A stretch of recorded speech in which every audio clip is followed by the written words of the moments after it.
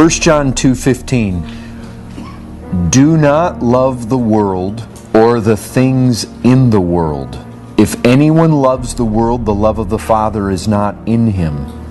For all that is in the world, the desires of the flesh and the desires of the eyes and pride in possessions is not from the Father, but is from the world, and the world is passing away along with its desires. But whoever does the will of God abides forever. Think about that. Paul says, be not conformed to this world.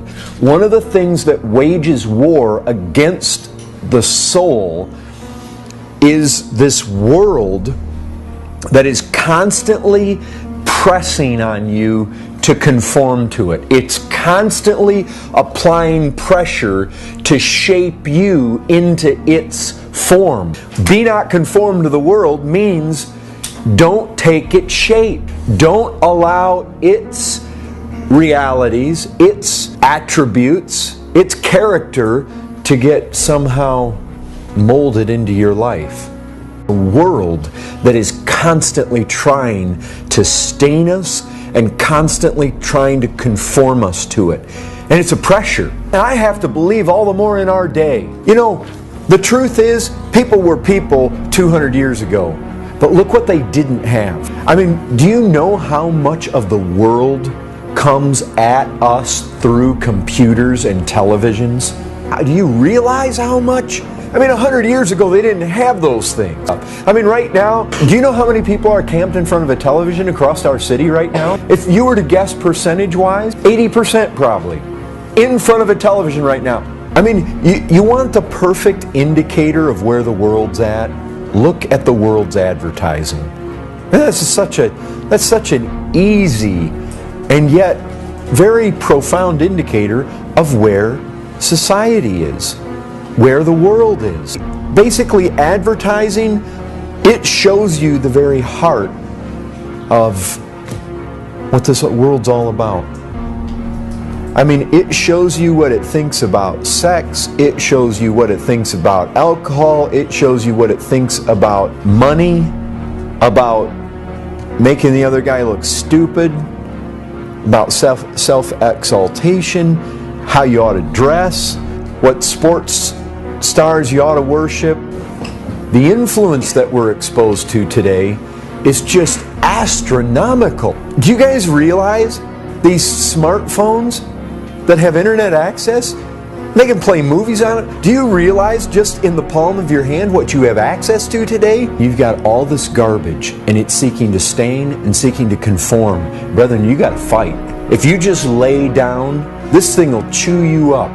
Brethren, we got to do battle. Remember, there are anti-soul forces that we're dealing with, and the world is one of them. And all those passions flow right out of this world. This concept of passions and lust is very closely associated with the world. Like 1 John 5:19, we know that we are from God, and the whole world lies in the power of the evil one. What you have is a world order, a system. It's the way the world is, the way the world thinks, the way the world operates. And the devil, and based on what it seems from Scripture, a third of these angels that fell in large numbers, they operate in this world. You get glimpses, like in Daniel, of the Prince of Persia. Definitely not a human being. This Prince of Persia did battle with an angel that was coming to Daniel, resisted him. Michael the archangel had to be dispatched to get him through.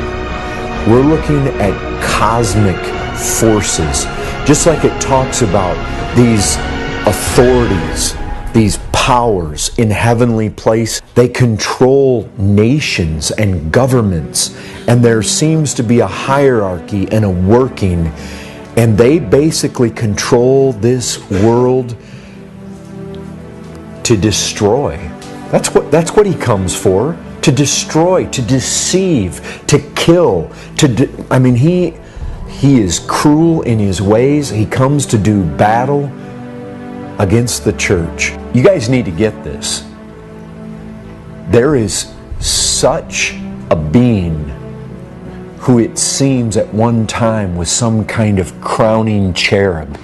He was one of the most, if not the most, glorious of the angelic beings. So you've got to know that he had wisdom and knowledge of unbelievable capacity, and he fell, and he took a third of the angels with him. Brethren, he exists to destroy God's people. When you see this dragon in the book of Revelation, I'll tell you what he's doing. He's chasing this woman. This woman, it basically is a picture of the true people of God. It's a picture of true Israel. It's a picture of the one from whom the Christ came, and he is chasing them. He's dogging them, their steps. He does battle with them. Brethren, he is going about seeking to destroy. And what you have to realize is he is in control of this world. The prince of the power of the air, he rules here. I recognize God is sovereign. It's partial dominion at best. It's restricted dominion. We see it in Revelation 20. He's on a chain. But no doubt anyways, in some limited capacity, he has the authority here. He has authority in this world, so much so that he could say to Christ, I'll give you the kingdoms of this world if you bow down to me. Brethren, he is in control. And if you think about that for a second, here we are, put out into the midst of the world as servants of Christ to declare his glory and his gospel. And in the midst of that world, it is controlled by demons all around us all the time, in a sense that it is going to try, that world is going to try to conform us and spot us all the time. And it's with intent. It's not like, well, we just might happen to rub against it when we go out these doors. Brethren, it's the fact that there are armies arrayed against us, working this thing so as to bring us down, to contaminate us, and to conform us into something that won't be useful to Christ, something that will be defeated, something that will be ugly, something that will be unclean. Brethren, this is what's happening. There is a darker meaning. There's a world around us that is a real enemy to the soul. Christ said this, do not be surprised, brothers, that the world hates you. This is a foe that means to do us harm. This is not a foe that hates us and tries to stay as far away from us as possible. This is a foe that is constantly trying to trip us and stain us and mold us into its fashion. So you've got to resist, you've got to fight, and you've got to know that it's for real, and you've got to know it hates you.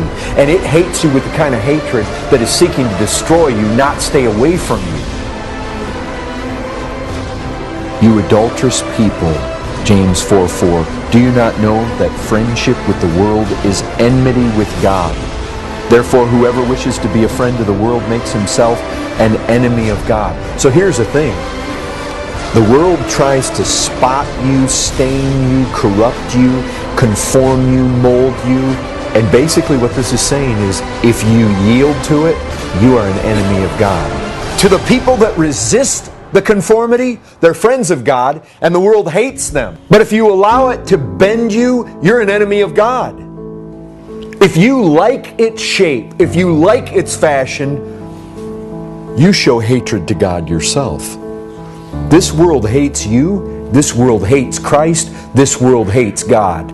So, worldliness is what happens to us when the world comes along, seeks to spot us or conform us, and we begin to conform. Good one. It's like Vanity Fair. You remember that in Pilgrim's Progress? You go into Vanity Fair, and you know what they found? They found all the goods and the wares that the world had to offer. And there was British row, and there was French row, and there was German row, and Italian row, and it had all the stuff. And they resisted dressing like the people there. You remember that? Faithful and Christian. They resisted buying what the world had to offer. They weren't interested. And it had all these things to sell. Brethren, any faith that saves us is faith that overcomes. It's faith that believes that God is so desirable and so lovable, so love-worthy, so worship-worthy. Christ is so magnificent and so worthy to be followed and to be had at all costs. That's what true faith is. It's when I believe that He is a treasure of inestimable value and I'm willing to endure anything to have Him. That's the truth of faith. You see, that's what shows it. That's what we're told. The faith is going to get put to the test. And if it's really true, see how that glorifies Christ? When you bring this faith along that says, I believe Christ is all, and then you say, oh yeah? Well, let's just like Job, let's put it in the furnace. And then it comes out. Wow, it's still good. He still wants God more than anything else. Let's put it in the furnace even more.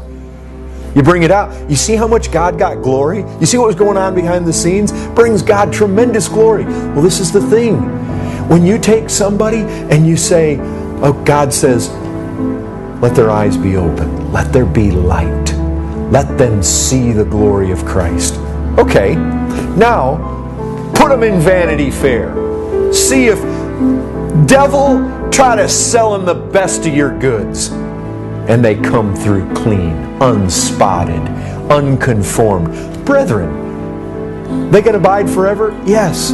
They were saved. They were justified by faith. But that faith proved true. The faith proves true by what it does in this world. Brethren, that's the issue. You see, the things of this world, the things that belong to this world, it's passing away. And brethren, those people that delight in this world, passing away. Brethren, you see where John's arguing? He says, don't love the world or the things in the world. And in verse 17, he says, the world's passing away along with its desires. I mean, can you imagine if people went up to an aircraft and it said, this aircraft is passing away. You will not make it to your destination. But climb on board and enjoy, because until it passes away, there's going to be lots of partying, lots of fun. You see, that's what Vanity Fair is. All these people partying, all these people living it up, all these people having fun, but death is just around the corner. That's what that aircraft says. Passing away. This is what John's arguing. He's saying, don't get on board that plane. The ship's going to sink, folks.